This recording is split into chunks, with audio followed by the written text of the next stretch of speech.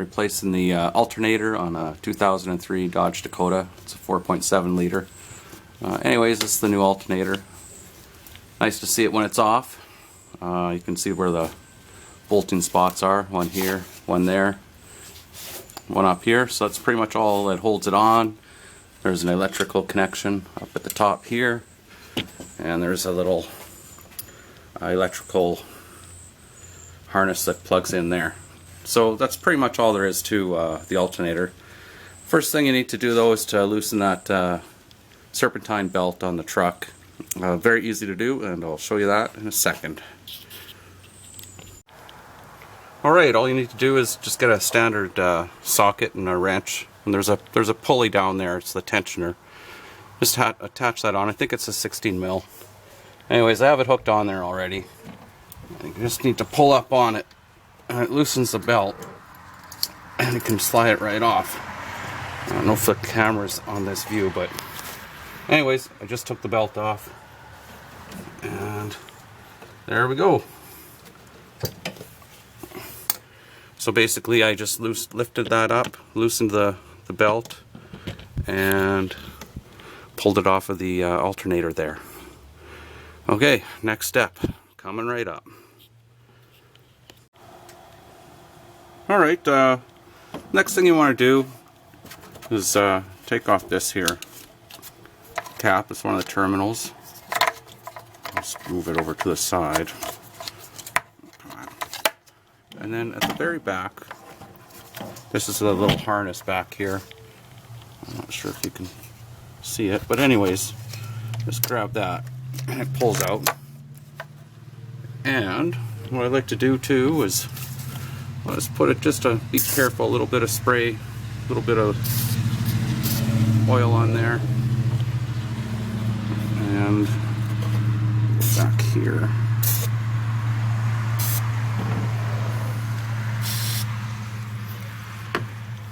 So, and you want to be careful. Don't spray and get spray all over your belt and pulleys. But anyways, so you're just going to undo this. That's a, I believe that's a 13 millimeter. These two at the front, those are 15s. And so that's pretty much it. That, and that. So I'll unbolt those and go on to the next step. Alright, well, I have the old alternator out, and you're looking at it, how it sits in the truck. One thing that I recommend doing anyway, take a little bit of lithium grease, and I like to put a little bit on all the threads.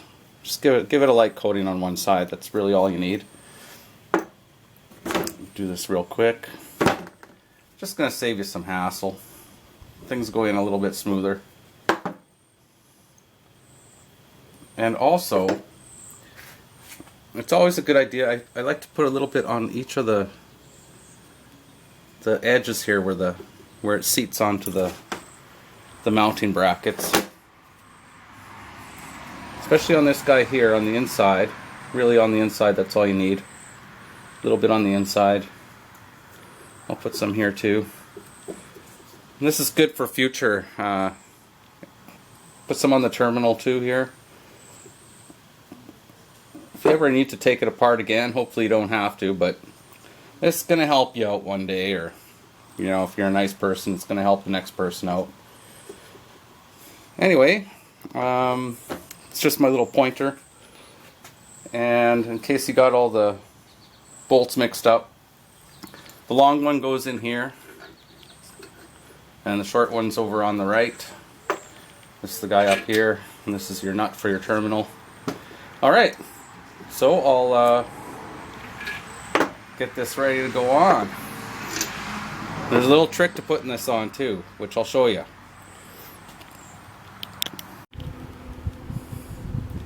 Alright, we're back here. Here's a little tip I have for you when you're putting this on. I just set it here for now, so it's just sitting here.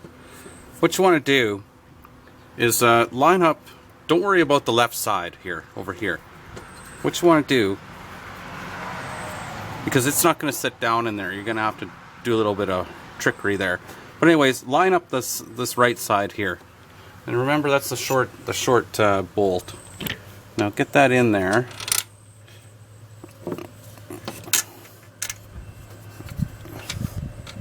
Just worry about getting this one lined in.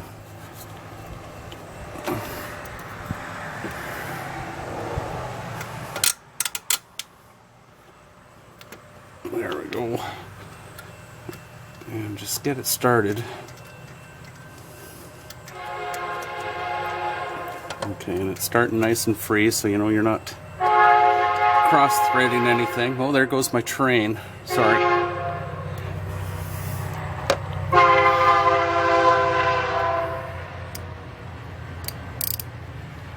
Well, I'm not going to redo the video for that.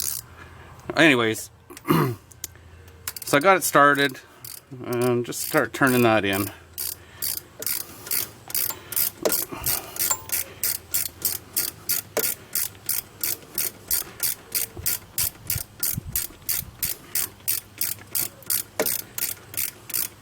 You don't even want to tighten it, you just want to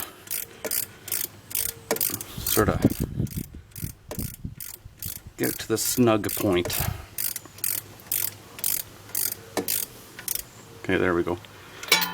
Now, the reason you do that, because this left side, it just doesn't slide on there nicely. They've put bushings or something in there. So what you're going to have to do, if you have a proper hammer, like a rubber one or whatever, use that. And you're going to have to just start tapping it. And it'll slide onto the other bracket.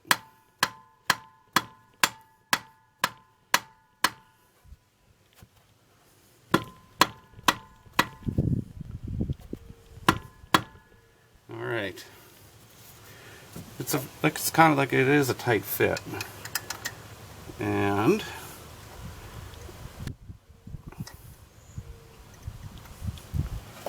And if you went, I think I might have gone a little too far. Just get a screwdriver.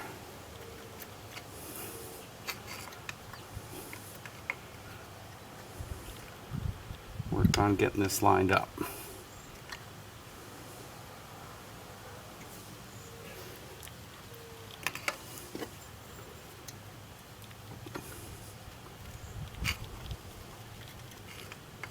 Might take a few little tries here, but we'll get it.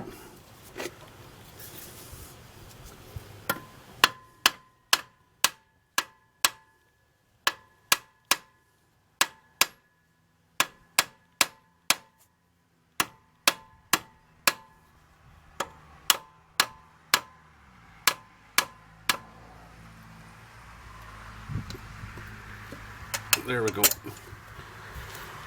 See, it's a little bit, you just have to be patient. It's a little touchy. And we should be able to get this started.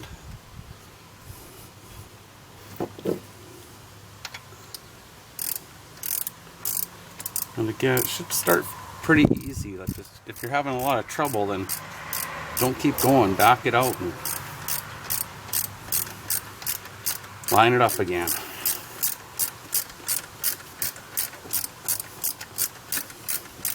Okay, but anyways, I'll tighten that all up.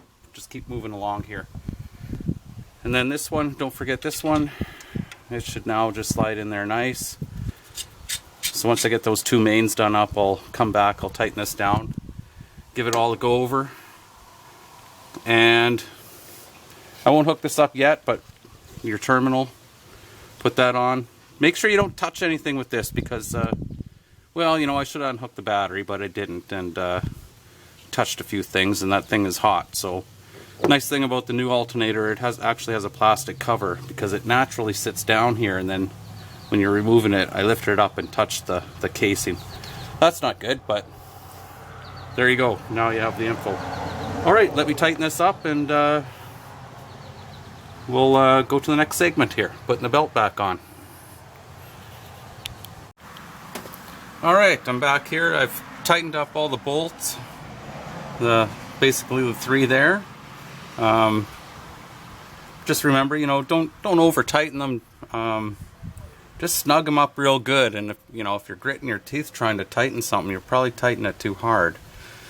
I put on the terminal nut that goes to the fuse box, and I replugged in that harness in the back there. And now we're ready to put this belt back on. I kind of left it in a position here where I don't think I've messed anything up. So anyways, I'm just gonna grab it here, make sure it's sort of reasonably lined up on everything. Looks like it is.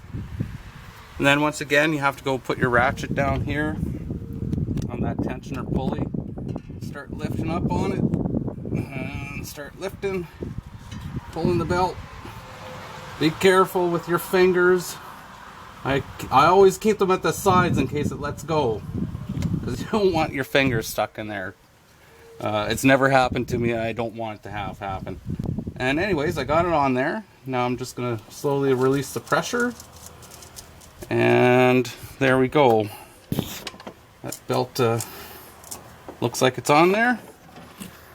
So what we'll do now, I'll in the next segment here, I'll get this thing started up. I'll get my meter out, and I'll just show you an indication that, you know, what you did worked, and that the battery's now charging properly. Okay. Hi there, back again. Everything's hooked up, ready to go. I'm going to start the vehicle, and my battery was somewhat discharged because, you know, it was starting to run low because the alternator kept kicking out. The indications were initially, of course, my check gauge's light kept coming on. It was sort of intermittent, on and off, on and off.